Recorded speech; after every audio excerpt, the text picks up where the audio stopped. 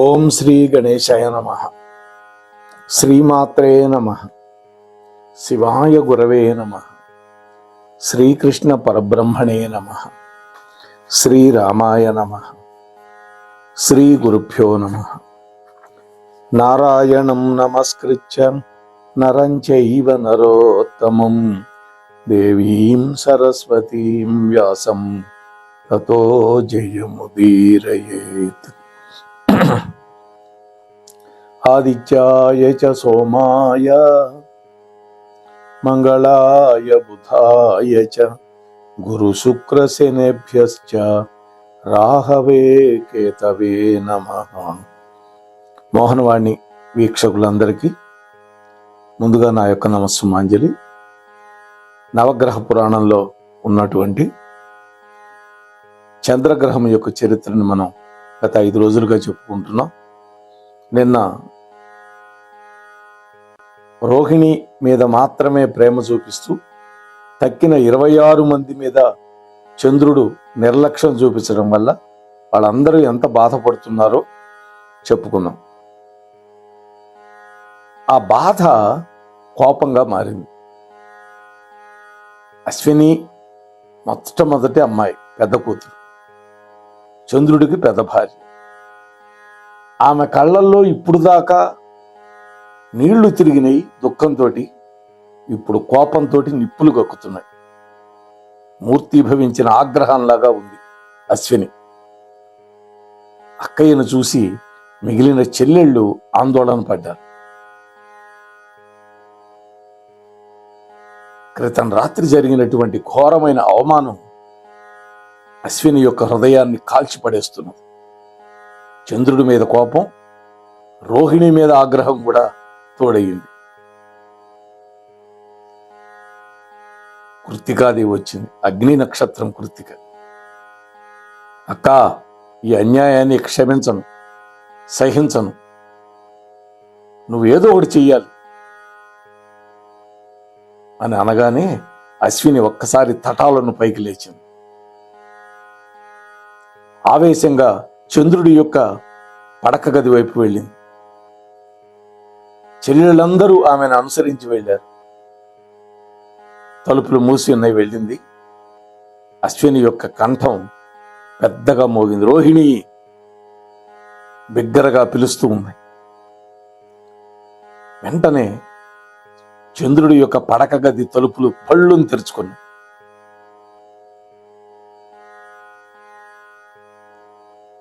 తలుపు తెరిచినటువంటి రోహిణికి కోపం వచ్చింది. ఏమిటి అరుపులక్క? పతిదేవులు నిద్రలో ఉన్నారు, అంత మాత్రం కూడా తెలియదా నీకు అని మాట్లాడింది. తెలుసు, మేలు కొలపడానికే వచ్చాను. నువ్వు చేస్తున్న నేరం ఏమిటో, మా అందరికీ కలిగిస్తున్న నష్టం ఏమిటో నీకు తెలిసి కూడా తెలియనట్టుగా నటిస్తున్నావు. ఈ మందిరంలో మాకు జరుగుతున్న అవమానం ఏమిటో నీకు తెలుసు. రోహిణి, ఆత్రేయ చంద్రుడు నీ ఒక్కతెక్కే భర్త మాత్రం కాడు. ఆయన అనుబంధంలో, అనురాగంలో మా అందరికీ భాగస్వామ్యం ఉంది. నీ తోబుట్టువులమైనటువంటి మాకు అన్యాయం చేస్తున్నావు. తప్పు తెలుసుకొని దిద్దుకో. రోహిణి వెటకారంగా మాట్లాడింది. నేను మా ఆయన్నేం కొంగున ముడి వేసుకోలేదే. మిమ్మల్ని కన్నెత్తి చూడవద్దని, పన్నెత్తి పలకరించొద్దని నేనేమన్నా కట్టడి చేశానా? ఆయనే నా చుట్టూ తిరుగుతున్నాడు. చేతనైతే మీరు కూడా మీ చుట్టూ తిప్పుకోండి అని హొయ్యలు పోతూ మాట్లాడింది.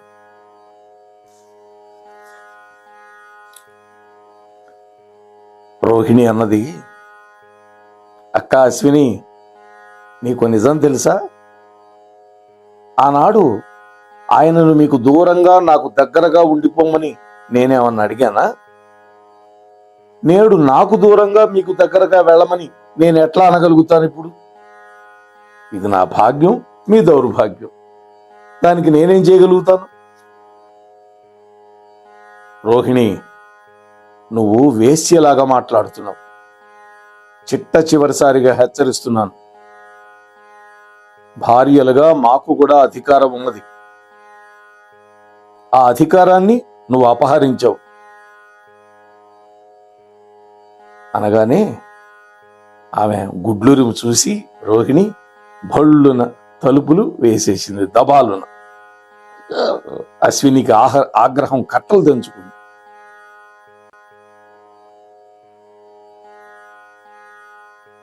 మూసిన తలుపు వైపు ఆమె కదలబోయింది. ఇంతలోకే మళ్ళీ తటాలను తలుపు తెరుచుకుంది.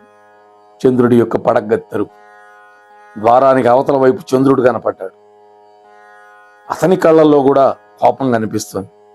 యుద్ధానికి వచ్చారా? విజయం దక్కదు మీకు. రోహిణి నాకు ఇష్ట సఖి. రోహిణి కోసమే మీ గుంపును నేను అంగీకరించాను. రోహిణి వల్లే మీకు ఈ మందిరంలో స్థానం లభించింది. మీ పాద పూజలు, పుష్పార్చనలు, మీ హొయ్యళ్ళు నా మీద పనిచేయు. ఈ విధంగా కోపంగా మాట్లాడాడు శని. నా రోహిణిని నువ్వు అన్న మాటలన్నీ విన్నాను. ఆమె నాకు పట్టపు దేవేరి. ఈ మందిరంలో మీరు ఉండాలనుకుంటే ఆమెకు పరిచారకులుగా ఉండండి. నాకు రోహిణికి సేవ చేస్తూ పడి ఉండండి, లేదా వెళ్ళిపోండి, మీ ఇష్టం. చూసారా? తలుపులు మూసుకున్నాయి. మళ్ళా శబ్దం చేస్తూ అశ్విని మందిరంలోంచి బయటకు వచ్చింది చెల్లెళ్ళతో పాటు. ఇక లాభం లేదనుకొని నేరుగా చెల్లెళ్ళను వెంట పెట్టుకొని మరుసటి రోజు తెల్లవారగానే దక్ష ప్రజాపతి ఇంటికి వచ్చింది. తండ్రి దగ్గరకు వచ్చింది. పూస కూర్చున్నట్టు చెప్పింది. తల్లి తండ్రి ఇద్దరు విన్నారు.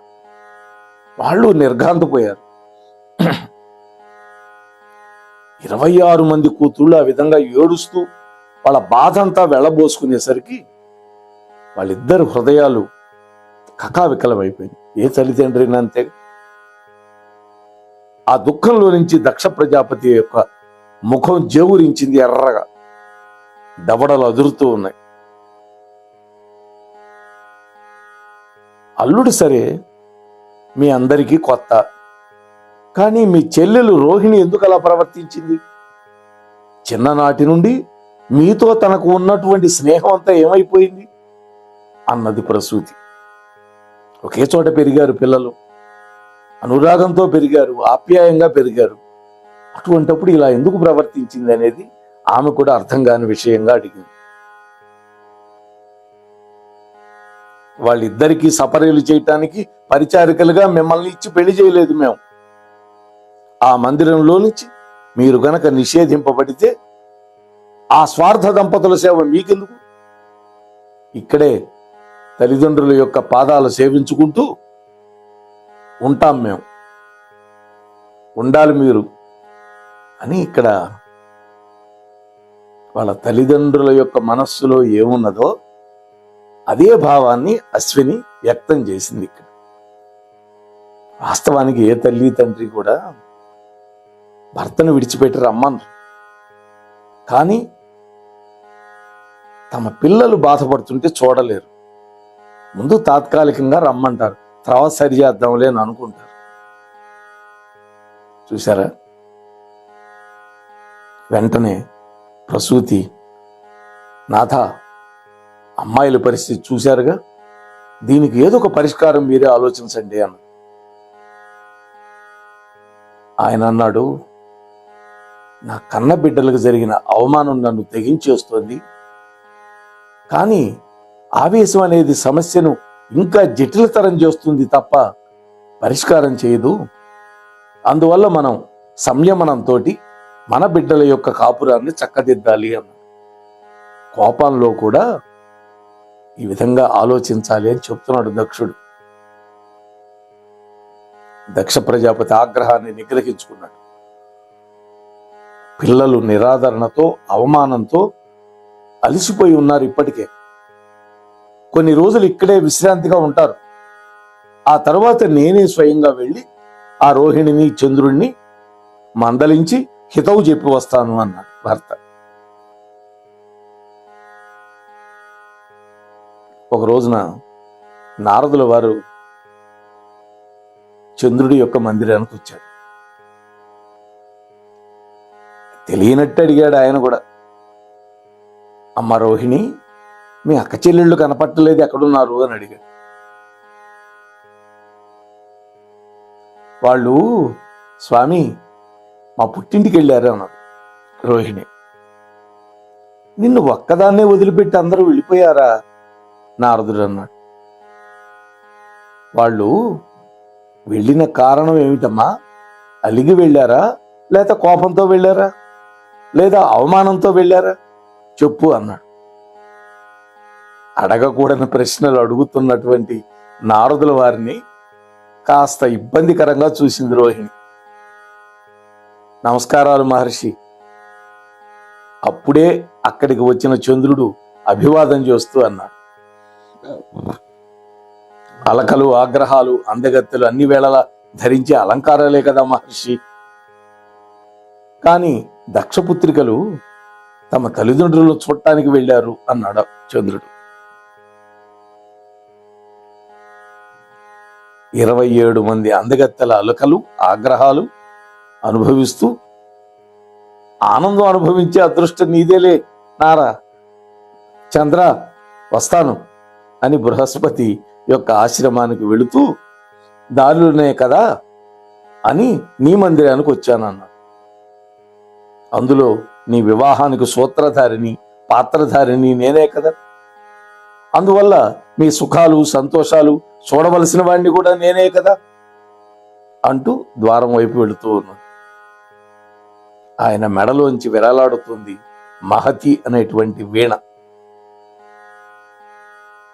ఆ మహతి అలా మీటగానే నారాయణ నారాయణ నారాయణ అంటూ ఉన్నది. అమ్మయ్య వెళ్ళిపోయినాడు అని వీళ్ళిద్దరూ ఊపిరి పీల్చుకున్నారు, రోహిణి చంద్రులు.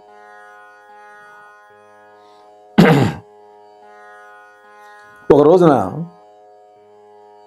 26 మంది కూతుళ్ళని వెంట పెట్టుకొని చంద్రుడి యొక్క భవనానికి వచ్చాడు దక్ష ప్రజాపతి. చూశాడు, చంద్రుడు కొంచెం కలవరపడ్డాడు. రోహిణీదేవి కూడా ఆందోళనలో మునిగిపోయింది. ఆసనం మీద టీవీగా కూర్చున్నాడు దక్ష ప్రజాపతి. ఆయన వెనక 26 మంది కూతుళ్ళు నిలబడ్డారు. రోహిణి చంద్రుడికి దగ్గరగా నిలబడింది. చంద్ర,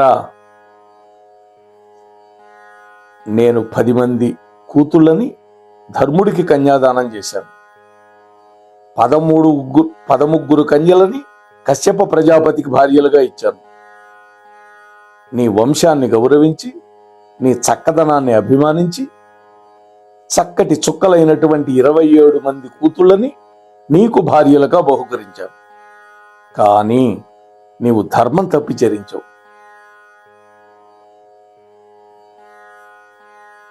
పరస్త్రీని దగ్గరకు చేర్చుకోవటం ఏ విధంగా అపరాధమో, సపత్నిని దూరంగా ఉంచడం కూడా అపరాధమే అన్నాడు. ఇది మంచి విషయం. సపత్నులు అంటే అనేక మంది భార్యలు ఉంటారు. ఆ అనేక మంది భార్యల్లో ఒక భార్యను మాత్రమే దగ్గరకు తీసి మిగిలిన వాళ్ళందరినీ దూరంగా పెట్టడం కూడా అపరాధమే. చంద్రుడికి కొద్దిగా ఆలోచించుకునే అవకాశం ఇస్తున్నట్లుగా ఒక్క క్షణకాలం ఆగాడు దక్షుడు.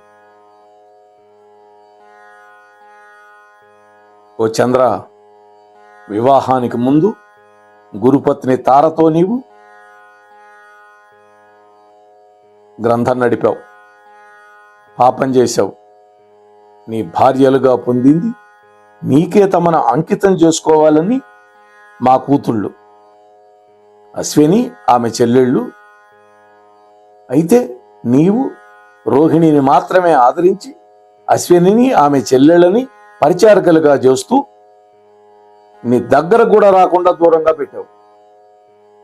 మళ్ళీ పాపం చేస్తున్నావు.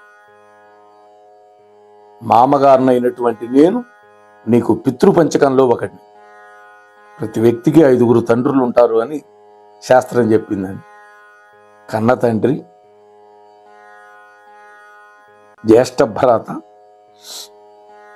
గురువు, ఆ దేశాన్ని ఏలే రాజు, పిల్లరించిన మామ, ఈ 5గురు పితృపంచకం అంటారు శాస్త్రం. మా అమ్మాయిల నుంచి పెళ్లి చేశాను కాబట్టి నేను నీకు పితృ సమానుని. నీ అపరాధాన్ని క్షమించి నీకు మరొక్క అవకాశం ఇస్తున్నాను. నా పుత్రికలందరినీ సమాన దృష్టితో ఏలుకో. నీ అనురాగాన్ని కేవలం ఒక రోహిణికే కైంకర్యం చేయొద్దు, అందరికీ పంచు అని దక్షుడు పైకి లేచాడు. అమ్మా అశ్విని, మీరందరూ మీ మీ ఉపగృహాలకు వెళ్ళండి, మీ భర్త మిమ్మల్ని ఆదరిస్తాడు అని కూతుళ్ళకి చెప్పాడు. ఆత్రేయ, నేను ఇన్ని మంచి మాటలు చెప్పాను, కానీ నీ నుంచి నాకు సమాధానం కావాలి అన్న. మౌనంగా ఉన్నాడు చంద్రుడు. చంద్రుడు కనురెప్ప పైకెత్తి మామగారి ముఖంలోకి చూశాడు. దక్షుడు కూడా తీక్షణంగా చూశాడు.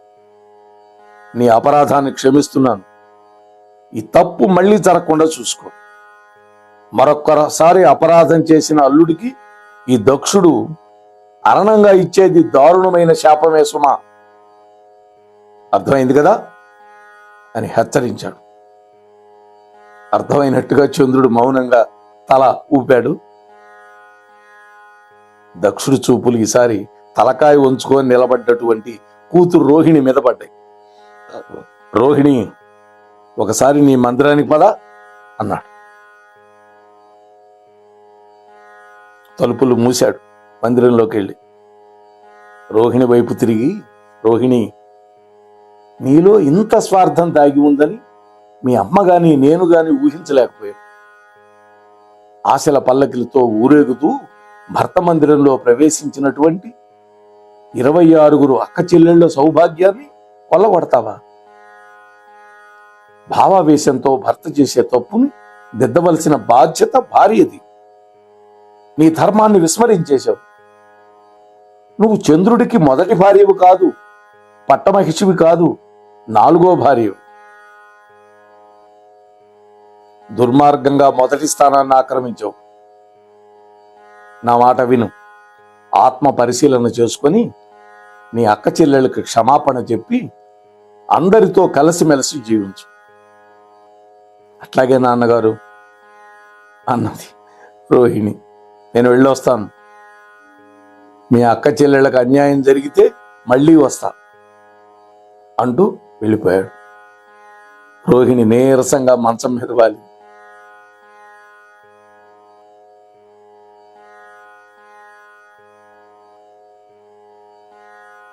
తండ్రి హితబోధ తమ యొక్క పెనిమిటిలో పరివర్తన తెస్తుంది అని నమ్మినటువంటి దక్షపుత్రికలకి నిరాశ ఎదురై మామగారి మాటలకు భయపడి ఒక్కసారిగా వెంటనే మార్పుని వ్యక్తం చేయడానికి చంద్రుడికి భేషజం అడ్డొచ్చింది. అల్లుణ్ణి నాకు చెబుతాడా అని.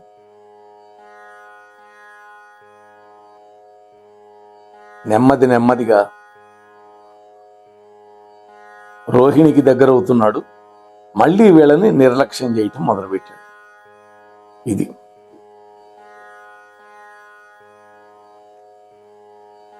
ఆ రోజు రాత్రి ఏకాంతంలో తండ్రి గారి యొక్క హెచ్చరికని జ్ఞాపకం చేసుకుంటూ భయపడిపోతూ ఉన్నది రోహిణి. చూసినటువంటి చంద్రుడు తేలిగ్గా కొట్టి పారేశాడు. ఓ రోహిణి, మీ తండ్రి గారి హుంకరింపులకు నేనేం భయపడతాను అనుకున్నావా? ఆయనకు తెలియదు నా మీద ఎవరి శాపాలు పనిచేయవు. దక్ష ప్రజాపతి బృహస్పతి కంటే కూడా గొప్పవాడా? ఇంద్రుణ్ణి మించినటువంటి వాడా? గురువు భార్యతో ప్రణయం సాగించాను. నన్ను పోలిన అందగాన్ని పుత్రుడుగా పొందాను. అంత జరిగినా ఆ బృహస్పతి నన్నెందుకు శాపం పెట్టలేదు? ఆయనను ఆదుకున్న ఇంద్రుడు నన్నెందుకు శపించలేదు? సగర్వంగా మాట్లాడుతున్నాడు. సమాధానం చెప్పు అంటున్నాడు రోహిణిని. ఏమో స్వామి, మీరే చెప్పండి, ఎందుకు శపించలేదు మిమ్మల్ని? చంద్రుడు నవ్వాడు. ఆ నవ్వు అహంకారంతో పదునెక్కింది. అనసూయ అత్రి దంపతుల అనుంగు పుత్రుడైనటువంటి నీ అందాల చంద్రుణ్ణి ఇతరుల యొక్క శాపాలు ప్రభావం చూపవు అన్నాడు. ఇది అంటే తల్లి తండ్రి గొప్పతనం ఉండటం వల్ల ఎవరి శాపాలు నా మీద పనిచేయవు అంటున్నాడు.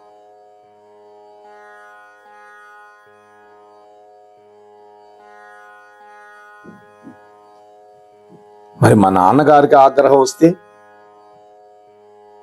ప్రజాపతులకే అగ్రజుడు మా నాన్న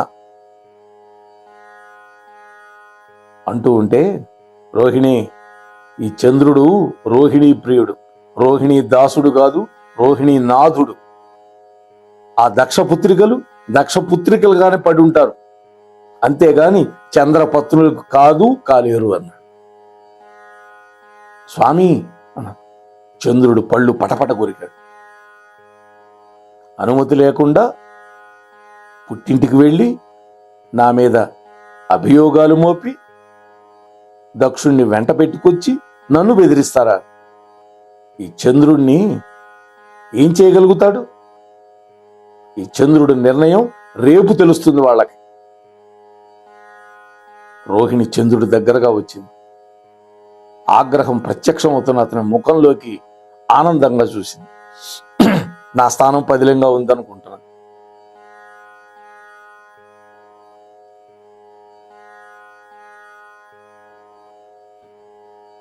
ఇక 26 దక్షపుత్రికలు తండ్రి వచ్చి ఇంత చెప్పినా కూడా చంద్రుడు మమ్మల్ని దూరంగా పెట్టేసరికి వాళ్ళు ఆశ్చర్యపోతున్నారు, ఆవేదనకు గురయ్యారు. అప్రయత్నంగా అందరూ ఒకేసారి నిలబడ్డారు. లేచి 26 మంది, అందరిది ఒకటే ఆలోచన, ఒకే ఆశాభావం. తమ భర్తలో మార్పు వస్తుంది అని నమ్ముతున్నారు. వాడు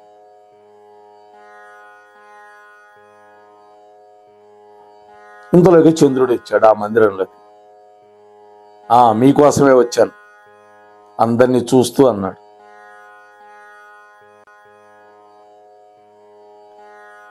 ఒక్క మాట గుర్తుపెట్టుకోండి, రోహిణిని స్వీకరించినట్లు మిమ్మల్ని ఎవరిని నేను స్వీకరించను అన్నాడు.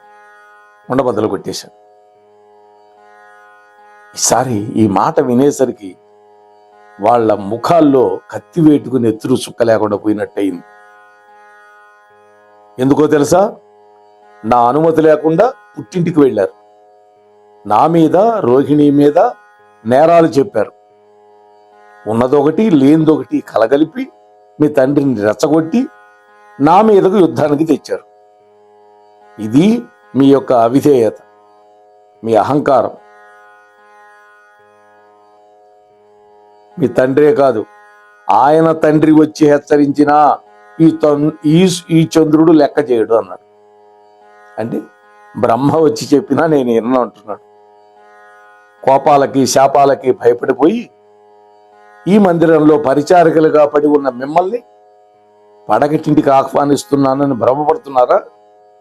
ఒక్కనాటికి అది జరగదు. నాకు రోహిణి మాత్రమే ఇష్ట సఖి, మీరందరూ మా ఇద్దరికి పరిచారకులుగా పడి ఉండండి. ఇది త్రికాల సత్యం అన్న.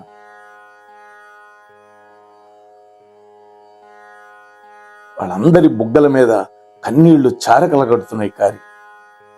రోహిణి వచ్చి భర్త పక్కన నిలబడింది. అందరి ముఖాలు చూస్తూ ఉన్నది, తృప్తిగా నవ్వుకుంటున్నది.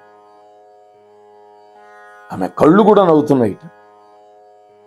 విన్నారుగా, ఇక్కడ మీ స్థానాలేంటో తెలుసుకున్నారుగా, ఇప్పుడు ఇంకా మీ శాశ్వత కర్తవ్యం నిర్ణయించుకోండి అని ఆ రోహిణి తుది తీర్పిస్తున్నట్లుగా మాట్లాడింది కటువుగా. సోదరి మాటలు విన్నటువంటి దక్షపుత్రికల కళ్ళు క్షణంలో ఎర్రబడ్డాయి. కోపం వచ్చేసింది వాళ్ళందరికీ.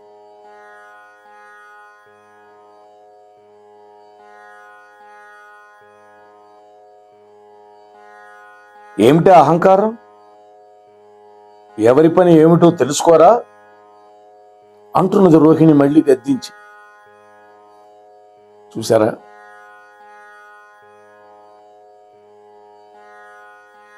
ఈ మాటని రోహిణీదేవి భర్త నడుం చుట్టూ చేతులు వేసి వెళ్ళిపోయింది తీసుకొని.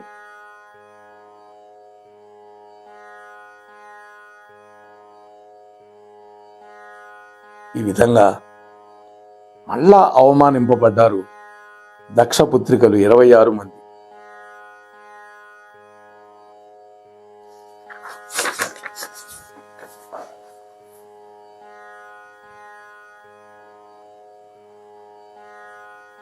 మళ్ళీ వెళ్ళి తండ్రి పాదాల మీద పడ్డారు. గత్యంతరం లేదు వాళ్ళకి. ఈసారి దక్ష ప్రజాపతికి కోపం నషాళన గంటింది. ఒక్క ఉదుటిన వచ్చేశాడు చంద్రుడింటికి. ముఖద్వారం దగ్గర నిలబడి దక్ష ప్రజాపతి ఒక్క అరుపు అరిచాడు, చంద్రా అని. ఆ రోహిణి చంద్రుల యొక్క కర్ణ పుటాలు బదలవుతాయా అన్నంత శబ్దం వచ్చింది ఆ పిలుపుకి. రోహిణి భయపడిపోయి భర్త వైపు చూసింది. చంద్రుడు చిరునవ్వు నవ్వి, నీకేం భయం లేదన్నాడు. చంద్ర బయటికి రా అన్నాడు. ఇద్దరు వచ్చారు బయటికి. రండి మావగారు, దయచేయండి అన్నాడు చంద్రుడు. నీ మందిరం లోపలికి రావాల్సింది నేను కాదు, నీ భార్యలైనటువంటి నా 26 మంది కూతుళ్ళు. అంతిమ ప్రయత్నంలో వచ్చాను. చివరిసారిగా అడుగుతున్నాను, అగ్నిసాక్షిగా వివాహం చేసుకున్న నా కూతుళ్ళని భార్యలుగా స్వీకరిస్తావా లేదా? మీ పుత్రికలకు ఆనాడే చెప్పాను మావగారు, మీ 26 కుమార్తెలను వివాహం చేసుకున్నది యథార్థమే. కానీ వాళ్ళందరినీ నా భార్య అయినటువంటి ఈ రోహిణికి దాసీగా చేయటానికే. చంద్ర, దక్షుడు గర్జించాడు. పరిచారకులుగా రోహిణికి నాకు వినయ విధేయతలతో పరిచర్యలు చేస్తూ బతుకులు వెళ్ళదీసుకోవటానికి వాళ్ళు గనక సిద్ధంగా ఉంటే ఇప్పుడే రావచ్చు నా ఇంటికి అన్నాడు చంద్రుడు. వెంటనే కోపం వచ్చింది. ఓరి నికృష్టుడా, భార్యలు ఎక్కడైనా దాసీలు అవుతారా? హృదయ రాణులు అవుతారు. కానీ నీ అహంకారం క్షమార్హం కాదు. నిన్ను అంటున్నాడు. శాపం పెడతారా నాకు? ప్రయత్నం చేయండి. నిరువెల్ల అహంకారంతో కామంతో నిండిన నీ శరీరం క్షయవ్యాధితో క్షీణించుగాక అన్నాడు. ఈ దక్షుడి శాపాగ్నికి నీకు రాజయక్ష్మము అనే వ్యాధి శిక్షగా వేస్తున్నాను అన్నాడు. రాజయక్ష్మము అంటారా వ్యాధిని? క్షయ, టీబీ అంటారా అది. క్షీణించి క్షీణించి క్షీణించి కుంగి కృషించిపో. చంద్రుడు వెటకారంగా నవ్వాడు. మహాప్రసాదం మావగారు అన్న. దక్షుడు రోహిణి వైపు నిప్పులు కొక్కుతూ చూశాడు. ఓ రోహిణి, స్వార్థంతో కామంతో నీ అక్క చెల్లెళ్లను ఆత్మక్షోభకు గురి చేశావు. నీ తండ్రి శాపం నీకు కూడా తాపంగా పరిణమిస్తుంది. వ్యాధిగ్రస్తుడయ్యే అహంకారిని సేవ చేసుకుంటూ మనస్తాపాన్ని అనుభవించు అన్న. కూతురు కూడా శిక్షేశాడు. అలనాడు యయాతి కూడా వాళ్ళ మామగారు అయినటువంటి శుక్రాచార్యుడు శాపం పెట్టాడు, వృద్ధాప్యం వచ్చుగాక. చూశారుగా. మరి ఆ తర్వాత ఏం జరిగిందనే విషయాన్ని రేపటి రోజు ముచ్చటించుకుందాం. ఇప్పటికే ఒక 5 నిమిషాలు దాటిపోయాను. స్వస్తి సర్వేషాం. మన మోహనవాణి కార్యక్రమాలు మీకు నచ్చినట్లయితే వెంటనే ఒక లైక్ చేయండి, అలాగే కామెంట్ చేయండి, ఎక్కువ మందికి షేర్ చేయండి. సబ్స్క్రైబ్ చేసుకోకపోతే వెంటనే మన ఛానల్కి ఇప్పుడే సబ్స్క్రైబ్ చేసుకోండి. ధన్యవాదాలు.